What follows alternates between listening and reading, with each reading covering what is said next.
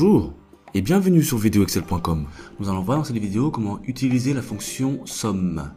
Alors ici donc on va voir différentes manières donc de sommer nos différents éléments, ici des clients, ici un nombre de magasins et le chiffre d'affaires.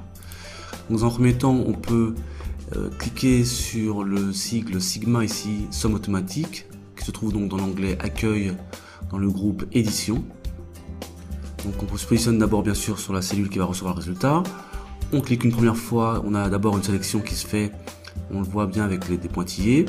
On peut modifier la sélection, d'accord. Et attention de ne pas avoir de ligne blanche, car sinon, donc je vous montre, si on a une ligne blanche, ici donc une cellule vide, et bien lorsqu'on va faire cette même manipulation, on va avoir seulement cette sélection là, c'est-à-dire qu'à partir du moment où il y a une cassure, et bien Excel ne prend pas ce qui se passe après la cassure. Donc CTRL Z, voilà, pour revenir à l'initiale. Donc je me positionne ici pour recevoir les éléments, une première fois pour la sélection et une seconde fois, ou la touche entrée pour valider. On trouve 45. Ici on peut directement taper bien le nom de la fonction, c'est-à-dire ici égale somme.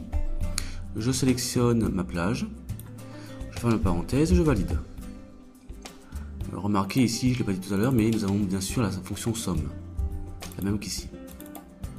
Donc ici pour le chiffre d'affaires, autre solution, on peut utiliser donc les touches de raccourci Alt égale, qui bien entendu nous donne également la fonction somme, qui sélectionne la plage qui se trouve au-dessus. Il ne reste plus qu'à valider. On peut également aller beaucoup plus vite, donc je vais tout d'abord supprimer ce que je viens de faire.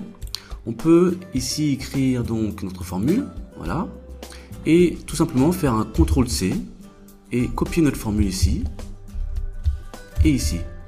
Alors ici le format n'est pas respecté, mais grâce à cette balise on peut effectivement conserver la mise en forme source, utiliser le thème de destination, etc. Donc là je vais prendre respecter la mise en forme de destination pour avoir le format euro.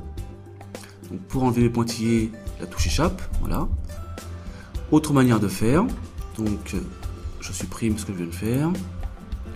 Autre manière de faire beaucoup plus rapide, c'est dans un premier temps donc de sélectionner l'ensemble des plages de la plage qui va donc recevoir le résultat. Puis touche de fonction F2 pour être en mode édition.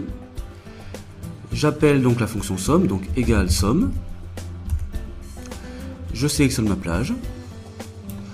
Je ferme la parenthèse et je valide par CTRL entrée. Et là d'un coup d'un seul, j'ai mes trois résultats qui apparaissent.